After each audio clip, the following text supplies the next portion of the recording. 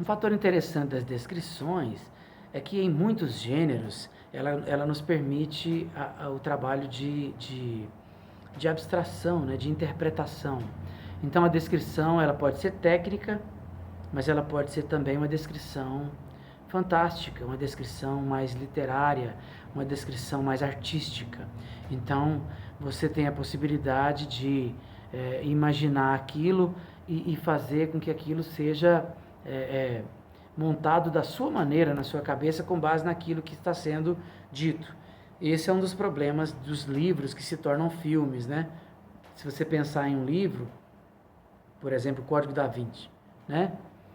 O Dan Brown escreveu o livro Código da Vinci, ele gasta lá uma porção de páginas, né, para descrever o interior ali do Museu do Louvre e aquela descrição pormenorizada.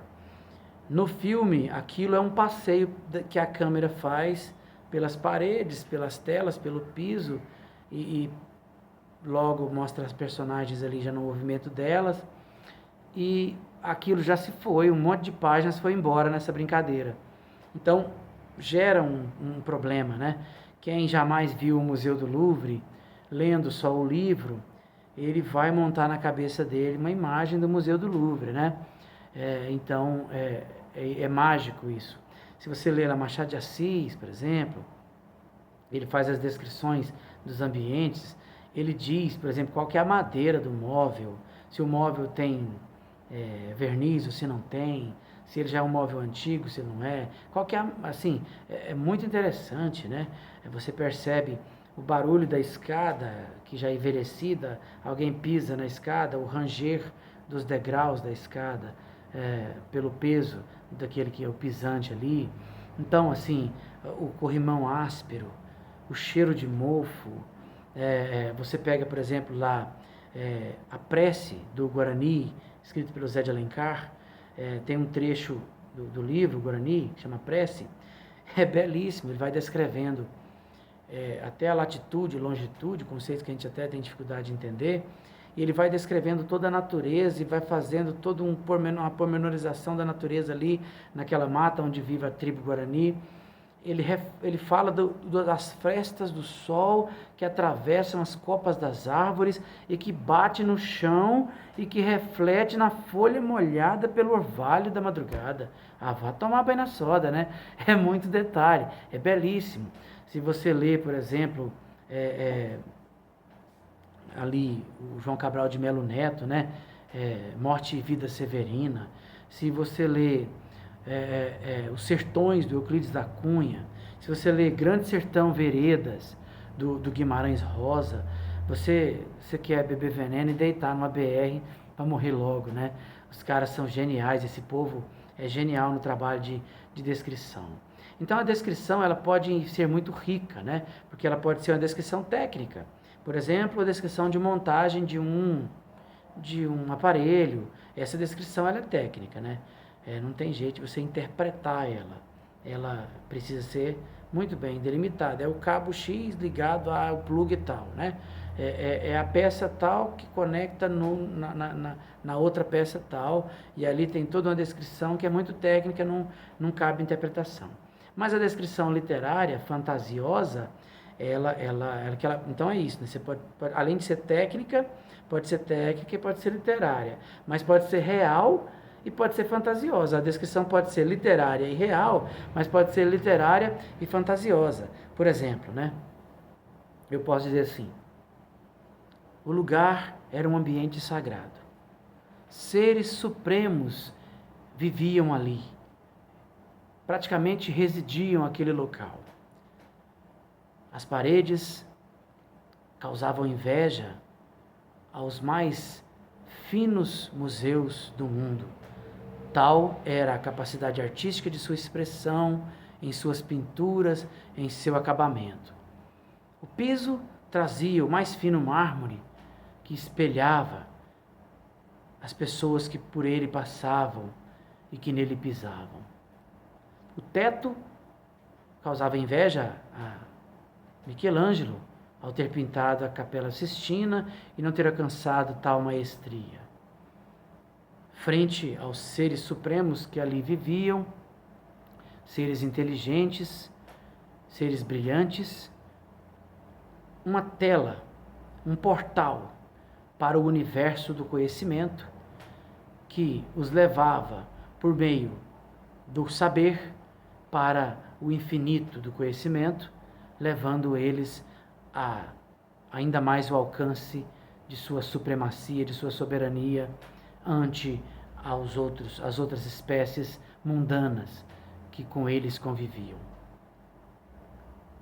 As paredes pareciam os portões do reino de Salomão. E assim você vai brincando, né? De repente você vai imaginando um lugar desse, você vai criando uma fantasia muito louca na sua cabeça, né? Quanto mais uma imagem mais forte vai surgindo, mais até que você pega o narrador, descritor, piadista que diz, né? Esta era a sala de aula onde estudei o meu ensino médio, né? Tem nada daquilo, né? É tudo fantástico, é tudo fantasioso. Tipo Senhor dos Anéis, né? Quem vê o filme Senhor dos Anéis, principalmente o 3, chega um momento que bate um desespero. Você fala assim, velho, não vai parar de inovar mais não? O filme ganhou trocentos Oscars lá ligado a essa área, porque quanto mais o filme vai evoluindo, mais descrições, mais seres vão entrando, mais os castelos vão se tornando elaborados, mais as multidões de exército vão entrando em confronto de uma maneira interessante, e aquilo vai criando uma descrição, uma cena gigantesca e um retrato fantástico, né? Porque O Senhor dos Anéis é fantástico, né? É uma literatura fantástica. Então aquilo ali é o fantástico, é fora do real, né? Se você também assistir lá o Avatar, né? Aqueles azulzinhos lá, você vê o mundo criado, né? O planeta que eles vivem, os animais que ali residem, o modo como a floresta funciona, aquelas montanhas que flutuam, as cachoeiras caindo, todo uma espécie assim, uma espécie de floresta amazônica de outro planeta, né, cheia de uma vastidão de espécies, né, de fauna, de flora, e então assim, os próprios seres, né, com as características deles. Aquilo ali é uma descrição fantástica, né? Quem constrói aquilo ali a partir do fantástico. A descrição pode ser física, mas ela também pode ser psicológica. Por exemplo, eu digo, fazendo um retrato falado de alguém, eu digo, fulano tinha cabelos crespos, sobrancelhas grossas, barba crespa, pele morena, 1,80 m de altura, tinha uma cicatriz no ombro, uma cicatriz de uma cirurgia no ombro, e usava camiseta vermelha, calça jeans e sapato, e tinha um olhar desconfiado. Lascou tudo. Até então eu estou descrevendo algo que é muito concreto, né? Quando eu digo que é um olhar desconfiado, lascou. Por quê? Porque essa descrição ela é psicológica, né? Ela é uma descrição psicológica. Um olhar desconfiado pode ser 1 milhão de olhares diferentes para cada pessoa que está lendo. É aquilo que nós falávamos, né? A interpretação ela é pessoal nessa hora. Eu digo, né? O olhar 43 lá do RPM, né? O que é um olhar 43? Ele olhou para mim de um jeito cúmplice. O que quer dizer isso, né? Ele olhou para mim e sorriu de um jeito envaidecido. Um sorriso vaidoso. Ou então, ele gargalhou feito alguém que havia ganhado na loteria. Aí é uma gargalhada que alguém vai pensar na cabeça dele, né? Cada um vai montar isso.